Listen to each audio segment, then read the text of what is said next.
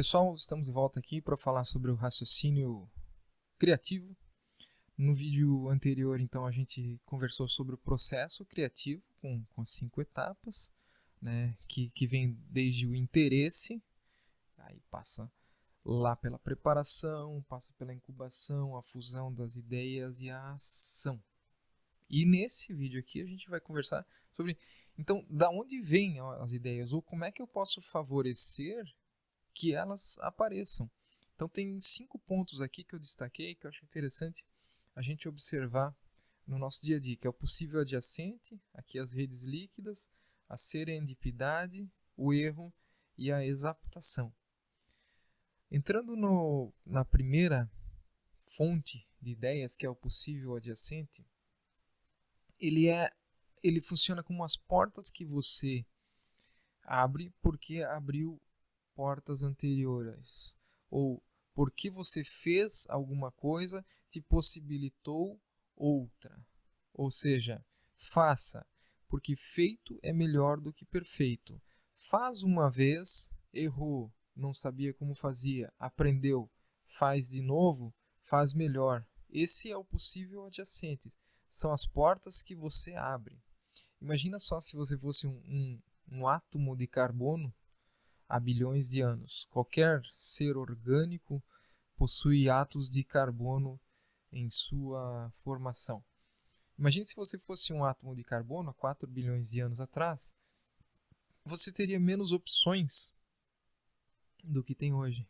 Por exemplo, essa porta aqui, ó. Você não poderia ser uma porta. Um átomo de carbono há 4 bilhões de anos não poderia sequer ser uma árvore, ou não tinha muitas opções, né? Então, o que acontece? A natureza foi evoluindo de uma certa forma em que apareceram outros organismos vivos e esse átomo de carbono, porque tem outros elementos vivos, possibilita esse átomo de carbono hoje compor um ser humano, por exemplo, ou um gato, ou uma célula, uma bactéria, uma árvore, uma porta, tudo aquilo que é formado de carbono. Mas por quê? Porque o possível adjacente aí entrou em ação, porque ele formou outras coisas antes de formar o ser humano. Essa é a ideia do possível adjacente. E a pergunta que eu faço é: quais são as oportunidades que se abriram ultimamente porque você ousou algo diferente? Existem algumas portas que não podem ser abertas se você não abrir outras anteriormente. Esse é o conceito do possível adjacente. Pergunto aqui, destas formas aqui, quais são as diferentes das demais? Tenho aqui quatro formas. Pensou? É o triângulo, né? Por quê? É a única que não tem formas redondas. Certo? Sim, foi o critério que eu usei. A que não tem formas redondas é a diferente das demais, triângulo. Porém, alguns podem ter pensado o seguinte: não, é essa aqui, ó. Por quê? Porque é a única aberta. Ah, interessante. Outros podem ter pensado, nossa, diferente das demais, é essa aqui, porque é a única que tem pontos dentro dela. Enfim, são critérios diferentes. Mas por que eu fui abrindo para vocês critérios diferentes que foram utilizados, fomos abrindo possíveis adjacentes diferentes. Então, fica uma reflexão sobre o possível adjacente. Seria: qual é a sua segunda ou qual é a sua terceira resposta certa? Isto só é permitido quando a gente exercita o conceito do possível adjacente. O segundo conceito de onde conseguimos as ideias são as redes líquidas, ou são o meio que permite que as ideias colidam. A divisão das ideias as multiplica. É uma matemática um pouco diferente da matemática comum. E as redes líquidas permitem a divisão dessas ideias. Então, o que são redes líquidas? Cidades são grandes redes líquidas que permitem que ideias se difundam. cafés, convenções, grupos, empresas. E cafés eu me refiro até àquele cafezinho, né, que você toma para descansar, quando você está incubando as suas ideias. Sempre aparece uma pessoa em que você pode conversar sobre essa ideia. Então fica a dica para o chefe que está pensando em cortar o cafezinho. Se o cafezinho for para troca de ideias, o cafezinho é fundamental na empresa. Para fofoca é outra coisa. Mas enfim, a pergunta que fica são: quais são as redes líquidas que você está frequentando ou construindo? Então é interessante o exercício de frequentar uma rede líquida que possibilite essa divisão de ideias para que as ideias colidam. Um terceiro ponto de onde vêm as ideias é a serendipidade. Esse é um termo cunhado em 1754 por um escritor inglês que falava sobre serendip, que era um local em que você não traça um mapa e vai até lá. Você chega nele por acaso. E esse é o conceito desse termo, serendipidade. Ou seja, encontrar aquilo que você não estava procurando e ainda assim achar algo valioso, né? Então, como é que eu favoreço a serendipidade? Eu comunico as ideias ou intuições e se estiverem numa rede líquida, como a gente falou agora há pouco, elas vão favorecer a serendipidade acontecer. Porque as pessoas vão passar a saber que você está procurando algo. E isso é muito interessante numa rede líquida. E você abre novos possíveis adjacentes. Outra dica para favorecer a serendipidade: manter sempre ativo um bloco de notas. Anota tudo que for interessante relacionado com o seu projeto ou relacionado a alguma melhoria que você quer fazer. Esse é uma grande dica já desde o Leonardo da Vinci, que utilizava esse conceito de blocos de notas. E um último ponto para favorecimento de serendipidade é que a gente vai ver numa ferramenta mais na frente, que é o depósito de ideias no mapa de raciocínio. A ferramenta que a gente vai ver na frente chama-se mapa de raciocínio. Isso ajuda também a favorecer a serendipidade, o depósito de ideias colocado ali. Um cuidado que a gente tem que ter no conceito de serendipidade é que o excesso de lógica pode provocar um curto-circuito nessa etapa. E a serendipidade, normalmente, ela age muito no início de um projeto. Então, se eu colocar um excesso de lógica nesse primeiro momento, eu vou matar algumas ideias que poderiam ser boas logo ali na frente. Então, cuidar com o excesso de lógica para não dar esse curto-circuito. Dá uma olhada nesse texto aqui. Tenta ler ele.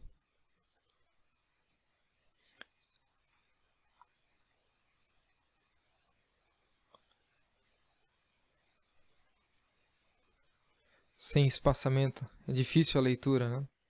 Até o século VIII era assim. Os textos eram escritos sem esse espaçamento. E era difícil. Imagina aprender a ler e a escrever. Bom, no século VIII, não tenho o dado exato, mas imagino que menos de 5% das pessoas saberiam ler e escrever. E ainda mais dessa forma, ficava muito difícil. Então, alguns aprendizes de padres sugeriram, na época, que se colocasse o espaço entre algumas palavras para poder aprender um pouquinho mais rápido, né? E aí o que aconteceu? Um benefício: facilitou o reconhecimento das palavras e tornou a leitura mais rápida. Veja que a ideia dos caras era favorecer o aprendizado. Sim, melhorou o aprendizado, mas um benefício ali no meio, eles encontraram que a gente poderia ler mais rápido também. Então, estar atento à serendipidade vai te trazer inúmeros benefícios também. A quarta fonte das grandes ideias são os erros. Todo experimento incorre em erros.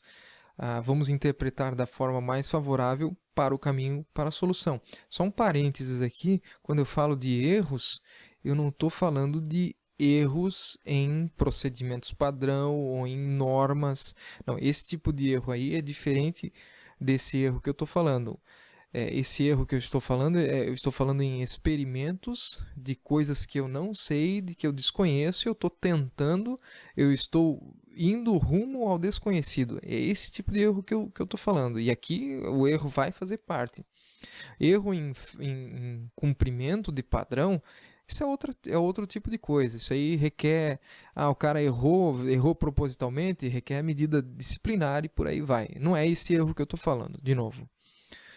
O segundo ponto aqui, um exemplo do marca-passo. Foi descoberto com um erro. Ao invés de receber os sinais para a leitura de batimento cardíaco, o Gritbach enviou os sinais e viu que o coração respondia ao estímulo. Ele cometeu um erro.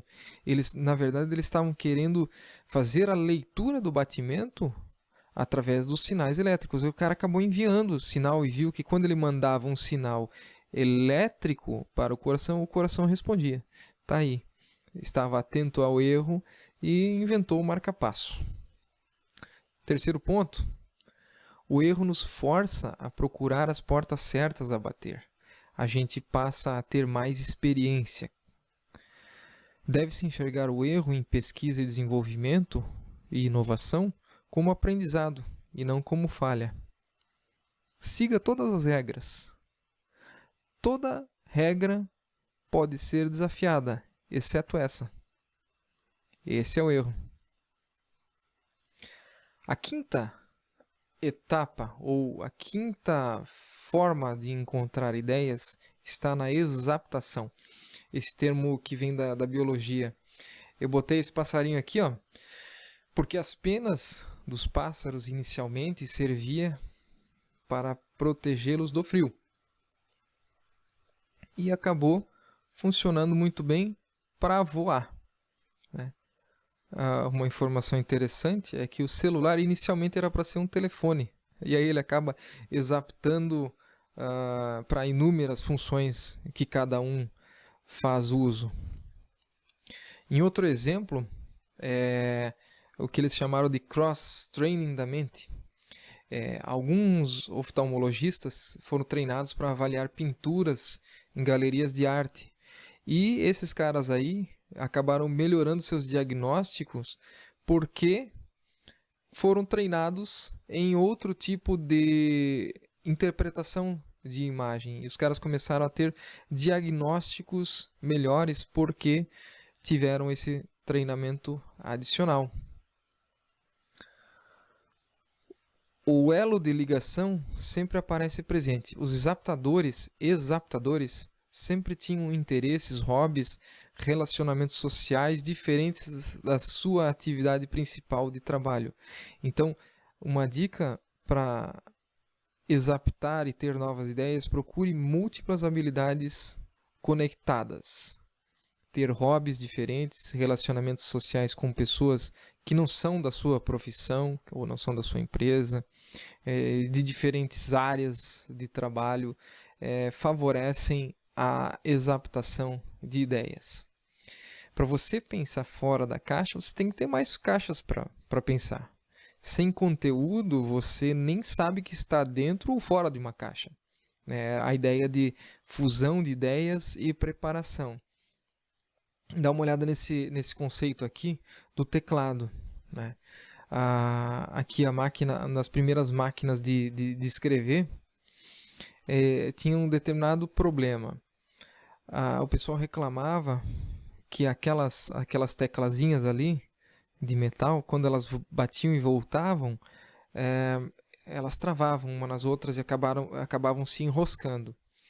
Então, o fabricante teve a brilhante ideia de fazer o seguinte: como eu estou digitando com os meus 10 dedos, eu vou deixar para colocar as teclas que o pessoal mais usa nos dedos mais fracos.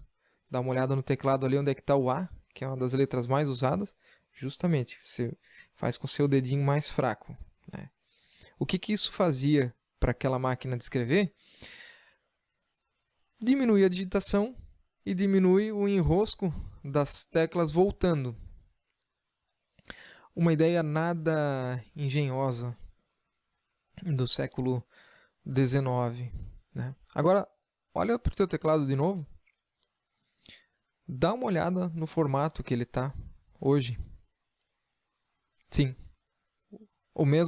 da mesma forma, ele está agora da mesma forma que ele estava nessa máquina de escrever aqui, ó. Nessa aqui. Ainda está lá. Não evoluiu, não exaptou, ninguém perguntou por que mudou. Não mudou e ele está assim, da mesma forma. Agora, veja isso aqui, uma ideia para a gente fortalecer o conceito de exaptação. Essa aqui é a prensa, é uma réplica da prensa de Gutenberg. Quando o Gutenberg ele tinha um gosto por vinhos, né, e apreciava, gostava de ver a fabricação de vinhos e por aí vai.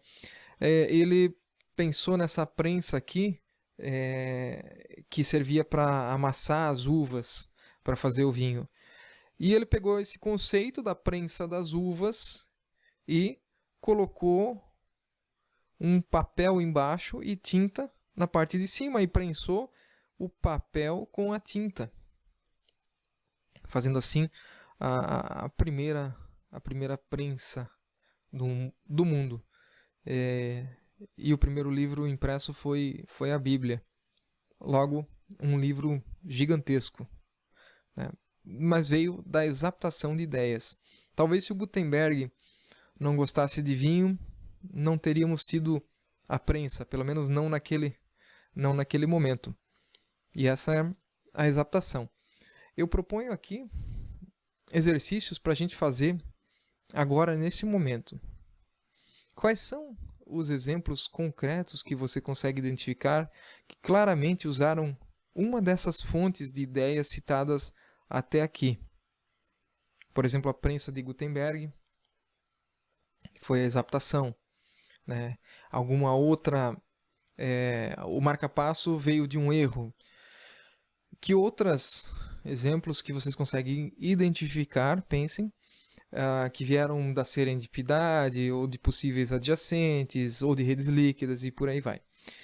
E um segundo exercício para agora, registra individualmente pelo menos 3 novas ideias para o seu projeto.